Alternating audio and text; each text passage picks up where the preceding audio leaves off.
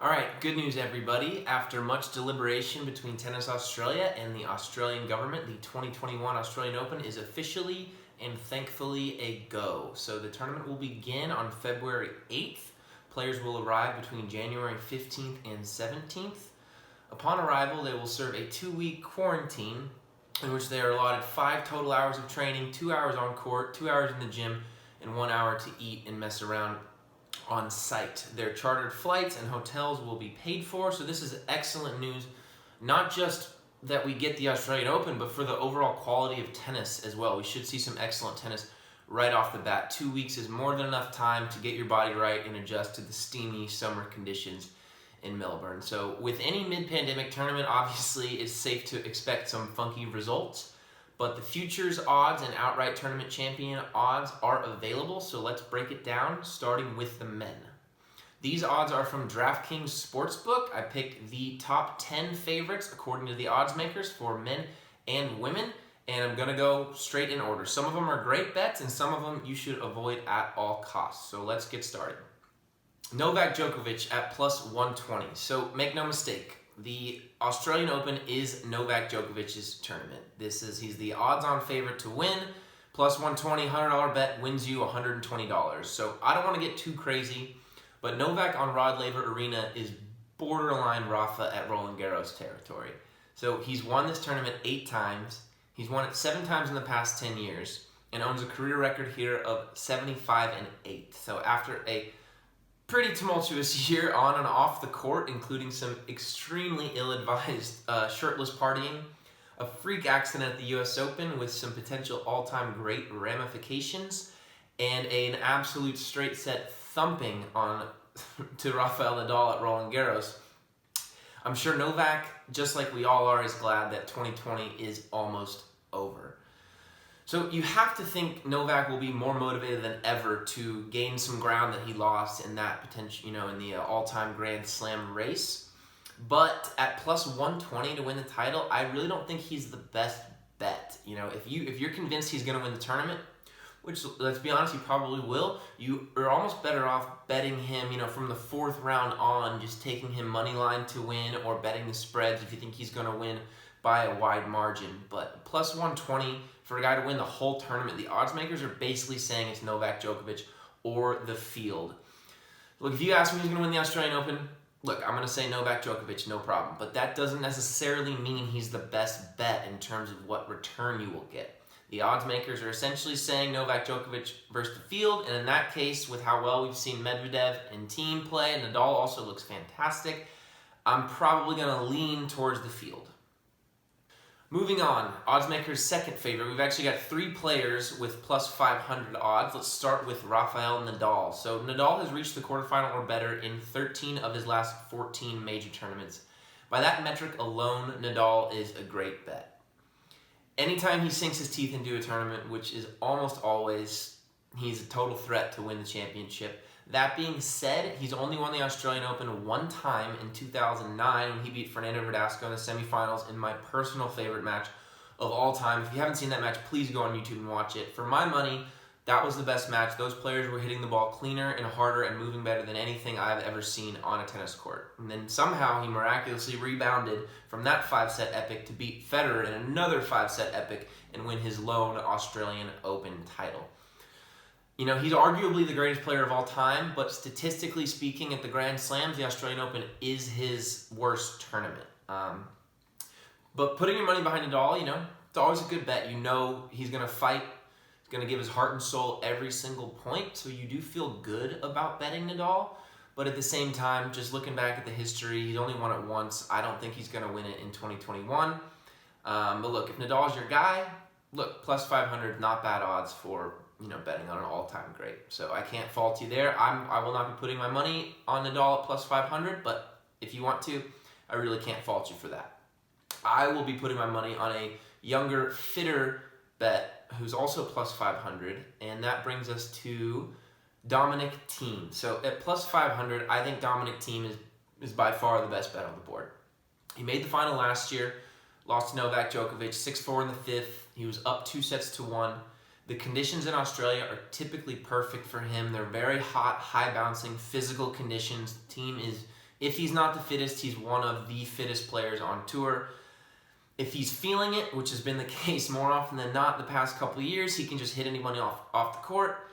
But if he's not feeling it, he still has, the fitness and the mental toughness and, the heavy shots to wear down his opponent. So if he's not playing well, he can still advance to the tournament, to the later stages where anything can happen. The Austrian is smack dab in the middle of his physical prime. And barring a catastrophe, he should sink his teeth into this tournament as well. Look, he and Coach Nico Masu clearly have a special connection. Things are going great for them. I used to play in some tournaments, some ITF tournaments where Dominic Team was there, and he was always the best player. He was always the one to beat. It makes sense that it's translated into the professional level as well. I think pretty soon, at least for a stretch of time, Team will be the best player in the world, and he might take that title. He might be the best player in the world this year. So I think getting him at plus 500, it's a very, very fair price, and I believe it is the best bet on the board for the men's side. All right, moving on to another player, plus 500, we have Daniil Medvedev, or the Octopus, as his peers like to call him, because of his insane ability to get every single ball back no matter what. He will ride a 10-match win streak into this year's Australian Open. He capped off 2020, winning 2 back-to-back titles, one at the Paris Masters, another one at the World Tour Finals, where he beat the world's top 3 players in consecutive matches. That was on indoor hard court, though, and indoor hard court will always be Medvedev's best surface. The combination of his 6'6" huge serve and his laser flat ground strokes through that still air. The ball travels faster indoors than it does outdoors. It's just how it works. So Medvedev he'll probably be the best indoor tennis player for quite some time. But I think what he did, finishing on such a high note, winning 10 straight matches, looking pretty incredible, really, it juiced up his odds for this tournament. So I think he would be better off, in the plus 800 range. Having him at the same price as Dominic Team doesn't really make that much sense to me. So for that reason, I will be fading Medvedev to win this tournament. He will be the 4th seed, though, which is huge because that means he's not going to have to play Djokovic, Nadal, or Team until the semifinal round. So that is great, for his potential success. But it's more the conditions than anything. The Australian conditions reward players who can hit heavy, hard, and rip the ball off the court. The way Medvedev, he plays so flat, he pretty much has to play through the court or low. And I think guys like Team who can really hit it heavy and off the court, the conditions just favor that a lot more than they do Medvedev's laser flat ground strokes. So I won't be betting Medvedev at plus 500, but Medvedev's your guy. I can't fault you for taking him. All right, moving on to this guy right here, his return. And, the tennis world, everyone is super excited to see how he will fare after his 2 knee surgeries in the offseason. We would obviously love to see Federer win the Australian Open again, but 39 years old, winning 7 consecutive 3 out of 5 set matches seems like too much to ask in his first tournament back. You never want to write him off. He's a legend, borderline tennis god. But look, we have a sort of Serena Williams, Tiger Woods situation with Federer here. The odds makers know that the general public will put money on Federer, so they get away, bumping up his odds. Look, the guy hasn't played a tournament in over a year. I don't think plus 1,300 is a good price for him. We'd obviously love to see him win, but betting Federer to win the 2021 Australian Open is pretty much a total Hail Mary play, and that's a good way to lose your money. So we're going to avoid Roger Federer. We're going to enjoy watching him, but we are not going to bet on him to win the Australian Open outright. All right, moving on to Stefano Sitsypas at plus 1,700. So Tsitsipas is bound to break through at a Grand Slam soon, but I don't think it's going to be at this year's Australian Open. He has some issues that he needs to work through with his serve. As Jim Courier always points out, his weight goes so far to the left and not into the court toward his target, which costs him a few points a match. Also, he struggles against big servers with his backhand return. He really can't knife it as well as players like Federer or Dimitrov or Team can. And, that got him against Nadal at the World Tour Finals. His slice was floating. He hits it with an open stance. He doesn't bring his right leg around, and he sort of gets jammed on that slice. So his slice is pretty much a completely defensive play. And you see with players with one-handed backhands, they need to be able to hit their slice as an offensive weapon. But Tsitsipas right now, at this stage of his career, his slice is pretty much a defense-only shot. Positives for Sitsypas, I think he has the best net game in the world. He certainly covers, for me, he covers the net better than anyone in the world at this moment. He's 6'5", total freak athlete. He's amazing, but after a three-title 2019, he only won one title in 2020, and it was a 250 in Marseille. 1,700 is a decent price for Sitsypas, who can totally get hot and beat anyone on any given day. But I honestly don't think his confidence level is high enough. I don't think he's going to win this tournament. He's going to break through at some point, but I don't believe it will be at this year's Australian Open.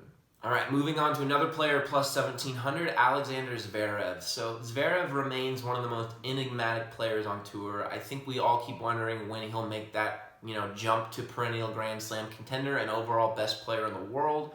When he's feeling confident and the serve is popping, his ability and just the way he looks on court is just leaps and bounds above everyone else. You see it. You see him strike the ball off the forehand and backhand when he's feeling good, and you're like, oh my God, this guy's the future. But he has the yips on his serve, and until he figures that out, I will not be betting on him to win the tournament. Look, he can cough up anywhere from 15 to 20 double faults on any given match, and for that reason alone, I will be avoiding him at this year's Australian Open. He averages 6 double faults a match. And those were mostly 2 out of 3 matches, so that number is going to jump up in 3 out of 5. With the razor-thin margins of professional tennis, these players are so good, you cannot give them 4 or 5 free points a match. That's usually how many points these close matches are decided by. So, look, until he figures out the serve and until he has a trustworthy second serve that he's hitting, in the 110, 105 range, is bouncing high, I will not be betting on him to win any Grand Slams. He's absolutely going to get one at some point, but with Zverev, it's definitely a wait and see. I'd rather watch and let it happen first before, lose money trying to predict it. He made the U.S. Open final this year, which is fantastic. It's a great step forward, but his biggest wins at that tournament came against Borna Coric and Pablo Carreño Busta, which they're great players, but if we're being honest, that is a draw made in tennis heaven. So we are going to avoid Alexander Zverev at plus 1,700. He could break through, but we are not going to try and predict Zverev's breakthrough. People have been trying to do that for years now, and it has not worked out very well for them. So let's just wait and see with the young German. All right, moving on to arguably the player of 2020. Andrei Rublev is plus 3,000, which is pretty good odds for a player who had a 2020 like he did. He won 5 titles. He was arguably the second best player in the world behind Novak Djokovic for most of the season. When he catches fire with his forehand, it's just amazing. You just have to laugh because he hits it so hard and so clean. He's going to be putting in the work in the offseason, which is great when you're betting. He's working harder than anyone else right now. He laid an egg at the ATP World Tour Finals, but that makes sense. He spent so much energy in his effort to qualify. It was such a big deal for him to make it there. He did, which is a huge accomplishment for him, but he played terrible. In London. He really did not play very well, but because he played so bad, I think that sort of juiced his odds.